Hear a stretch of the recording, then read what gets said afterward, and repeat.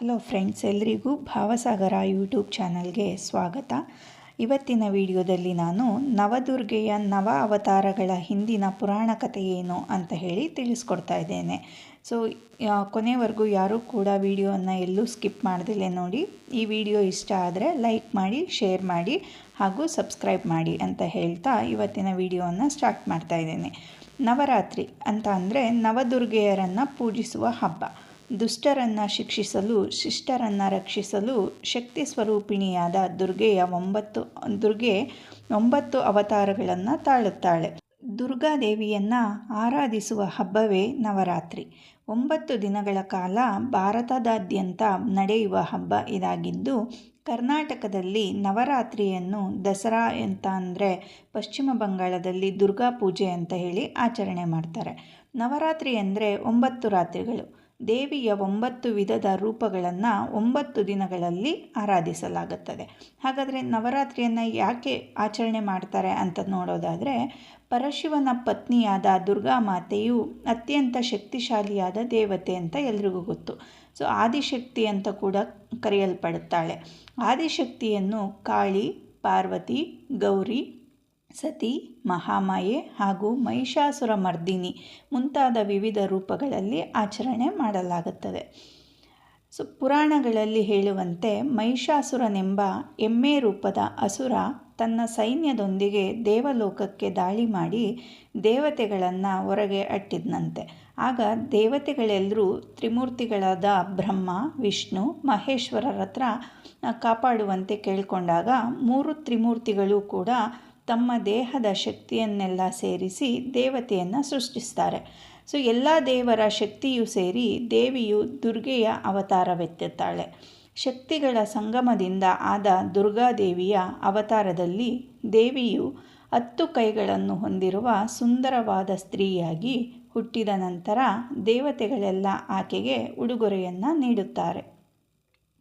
ಈಶ್ವರ ತ್ರಿಶೂಲವನ್ನು, ವಿಷ್ಣು ಚಕ್ರವನ್ನು, ವರುಣದೇವ ಪಾಶವನ್ನು, ಇಂದ್ರ ವಜ್ರಾಯುಧವನ್ನು ಹಾಗೂ ವಾಯು ಬಾಣಗಳನ್ನು ದುರ್ಗೆಗೆ ನೀಡ್ತಾರೆ. ವಸ್ತ್ರಗಳನ್ನು ಮತ್ತು ವಾಹನವಾದ ಸಿಂಹವನ್ನು ಪರ್ವತಗಳ ರಾಜ ಹಿಮವಂತ ನೀಡ್ತಾನೆ. ಎಲ್ಲ ಆಯುಧಗಳಿಂದ ಸನ್ನದ್ಧಳಾದ ದೇವಿಯು ಯುದ್ಧಕ್ಕೆ ಸಿದ್ಧಳಾಗಿ ಅಸುರ ಸೈನ್ಯದ ಮೇಲೆ ಆಕ್ರಮಣ ಮಾಡ್ತಾಳೆ. 9 ದಿನಗಳ ಕಾಲ ನಡೆದ ಈ ಯುದ್ಧದಲ್ಲಿ ಮಹಿಷಾಸುರನನ್ನು ದೇವಿಯು ತನ್ನ ಸಿಂಹ ಹಾಗೂ ಆಯುಧಗಳ ಸಹಾಯದಿಂದ ಸಂಹರಿಸ್ತಾಳೆ.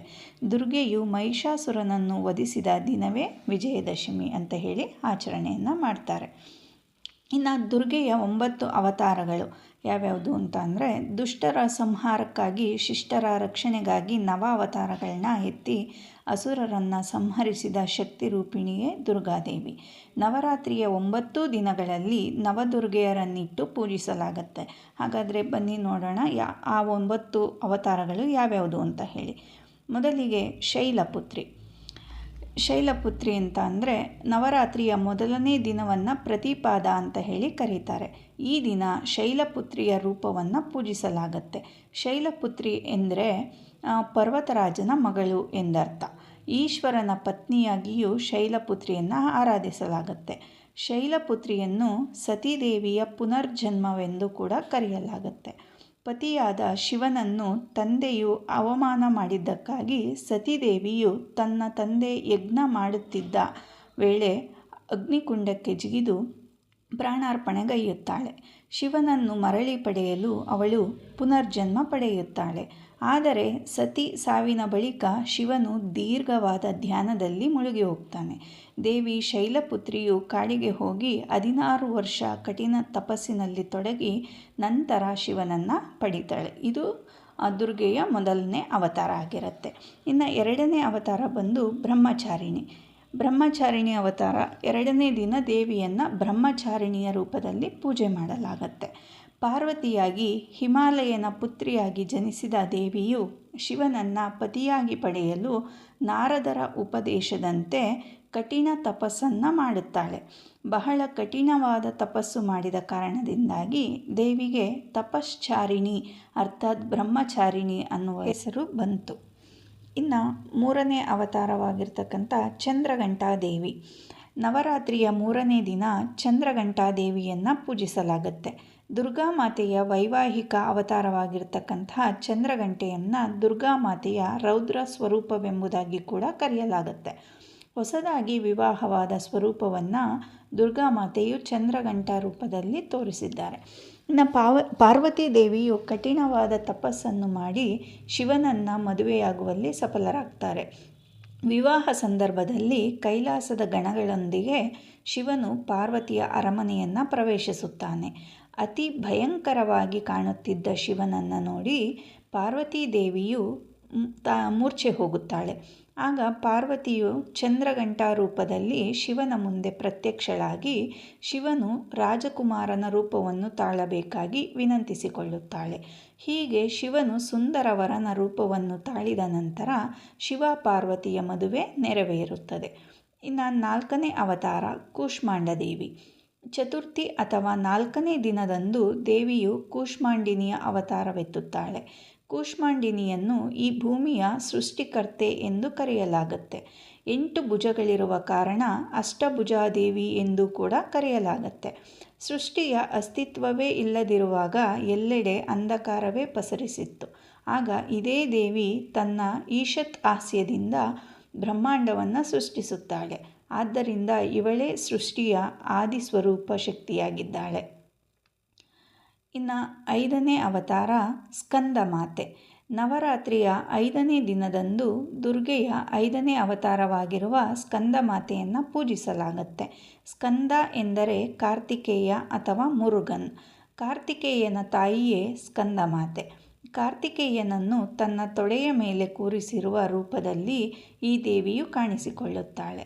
ಇನ್ನು 6ನೇ ಅವತಾರ ಕಾತ್ಯಾಯಿನಿ ದೇವಿ. ನವರಾತ್ರಿಯ 6ನೇ ದಿನ ಕಾತ್ಯಾಯಿನಿಯನ್ನು ಆರಾಧಿಸಲಾಗುತ್ತೆ. ಒಮ್ಮೆ ಕಾತ್ಯಾಯನ್ ಎನ್ನುವ ಋಷಿಯು ಪಾರ್ವತೀ ದೇವಿಯಂತಹ ಮಗಳನ್ನು ಪಡೆಯಬೇಕು ಎಂದು ಆಶಿಸಿ ಭಕ್ತಿಯಿಂದ ತಪಸ್ಸನ್ನು ಮಾಡುತ್ತಾನೆ. ಋಷಿಯ ಭಕ್ತಿಗೆ ಮೆಚ್ಚಿದ ದುರ್ಗಾಮಾತೆಯು ಆಶೀರ್ವಾದ ಮಾಡುತ್ತಾಳೆ.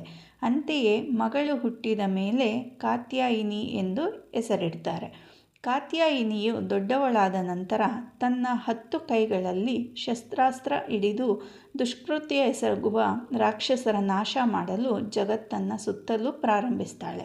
ದುಷ್ಟ ರಾಕ್ಷಸರ ಸಂಹಾರಕ್ಕಾಗಿ ದುರ್ಗಾದೇವಿಯು ಅವತರಿಸಿ ಬಂದಳು ಎಂದು ಹೇಳಲಾಗುತ್ತೆ. ಇನ್ನು 7ನೇ ಅವತಾರ ಕಾಳರಾತ್ರಿ. ನವರಾತ್ರಿಯ 7ನೇ ದಿನದಂದು ತಾಯಿ ಕಾಲರಾತ್ರಿಯನ್ನು ಪೂಜಿಸಲಾಗುತ್ತೆ. ಈ ರೂಪದಲ್ಲಿ ತಾಯಿಯು ತುಂಬ ರೌದ್ರಾವತಾರವಾಗಿ ಮತ್ತು ಕಪ್ಪಾಗಿ ಕಾಣುತ್ತಾಳೆ. ಹೆಸರೇ ಹೇಳುವಂತೆ ಇದು ತಾಯಿಯ ಕರ್ಗತ್ತಲು ಮತ್ತು ಸಮಯದ ರೂಪವಾಗಿರುತ್ತೆ. ರೌದ್ರಾವತಾರ ಮತ್ತು ತುಂಬ ಉಗ್ರ ರೂಪದಲ್ಲಿರುವ ದುರ್ಗೆ ಕಾಲರಾತ್ರಿಯ ರೂಪಧಾರಣೆ ಮಾಡಿ ತನ್ನ ಬಂಗಾರದ ಮೈಬಣ್ಣದ ಚರ್ಮವನ್ನು ಕಿತ್ತು ರಾಕ್ಷಸರ ವಿರುದ್ಧ ಹೋರಾಡಲು ಹೋಗುತ್ತಾಳೆ. ಕಾಳರಾತ್ರಿಯು ಎಲ್ಲ ರೀತಿಯ ದುಷ್ಟಶಕ್ತಿ, ದುಷ್ಟತೆ ಮತ್ತು ನಕಾರಾತ್ಮಕ ಶಕ್ತಿ ಹಾಗೂ ಭೀತಿಯನ್ನು ದೂರ ಮಾಡುತ್ತೆ.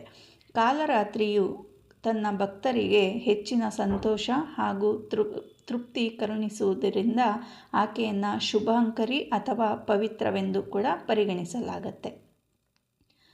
ಇನ್ನು 8ನೇ ಅವತಾರ ಮಹಾಗೌರಿ. ನವರಾತ್ರಿಯ 8ನೇ ದಿನದಂದು ಮಹಾಗೌರಿ ದೇವಿಯನ್ನು ಪೂಜಿಸಲಾಗುತ್ತೆ.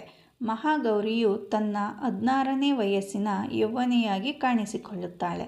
ಗೌರಿ ಎಂದರೆ ಆಕೆಯು ಗಿರಿ ಅಥವಾ ಪರ್ವತದ ಮಗಳೆಂದು ಹೇಳಲಾಗುತ್ತದೆ. ಗೂಳಿ ಮೇಲೆ ಪ್ರಯಾಣಿಸುವ ಗೌರಿ ತನ್ನ ಕೈಯಲ್ಲಿ ತ್ರಿಶೂಲದೊಂದಿಗೆ ಡಮರುಗವನ್ನು ಹಿಡಿದುಕೊಂಡಿರ್ತಾಳೆ.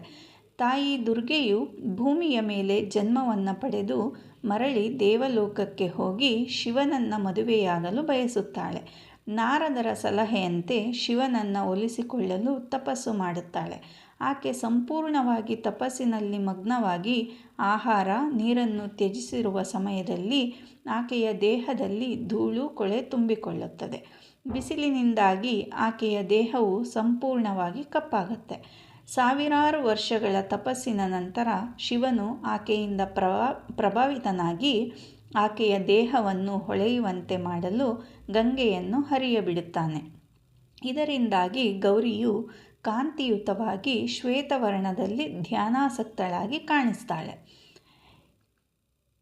ಇನ್ನು ಕೊನೆಯ ಅವತಾರ ಮತ್ತು 9ನೇ ಅವತಾರ ಸಿದ್ಧಿದಾತ್ರಿ.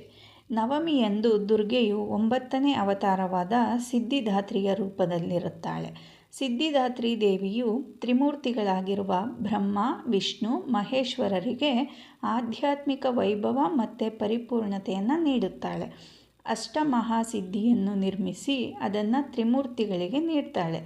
ತಾಯಿ ಸಿದ್ಧಿದಾತ್ರಿಯು ಪರಿಪೂರ್ಣತೆ ಮತ್ತು ಎಲ್ಲ ರೀತಿಯ ಶಕ್ತಿ, ವೈಭವ ಮತ್ತು ಮಹಿಮೆಯ ಮೂಲವಾಗಿರ್ತಾಳೆ. ಹೀಗೆ ನವರಾತ್ರಿಯ 9 ದಿನಗಳಲ್ಲಿ ನವದುರ್ಗೆಯರನ್ನು ಸ್ಥಾಪಿಸಿ ಪೂಜಿಸಲಾಗತ್ತೆ. ಜಗತ್ತಿನಲ್ಲಿ ಯಾವಾಗ ತಾಮಸಿಕ, ಹಸುರಿ ಮತ್ತು ಕ್ರೂರ ಜನರು ಪ್ರಬಲವಾಗಿ ಸಾತ್ವಿಕ ಮತ್ತು ಧರ್ಮನಿಷ್ಠ ಜನರನ್ನು ಪೀಡಿಸುತ್ತಾರೋ ಆಗ ದೇವಿಯು ಧರ್ಮ ಸಂಸ್ಥಾಪನೆಗಾಗಿ ಪುನಃ ಅವತಾರ ತಾಳುತ್ತಾಳೆ ಅನ್ನೋ ಒಂದು ನಂಬಿಕೆ ಕೂಡ ಇದೆ. ಇವತ್ತಿನ ಮಾಹಿತಿ ನಿಮಗೆ ಇಷ್ಟ ಆಗಿದ್ದರೆ ದಯವಿಟ್ಟು ಲೈಕ್ ಮಾಡಿ, ಶೇರ್ ಮಾಡಿ, ಹಾಗೆ ನಮ್ಮ ಚಾನಲ್ಗೆ ಸಬ್ಸ್ಕ್ರೈಬ್ ಮಾಡಿ ಅಂತ ಹೇಳ್ತಾ ಎಲ್ರಿಗೂ ಧನ್ಯವಾದಗಳು.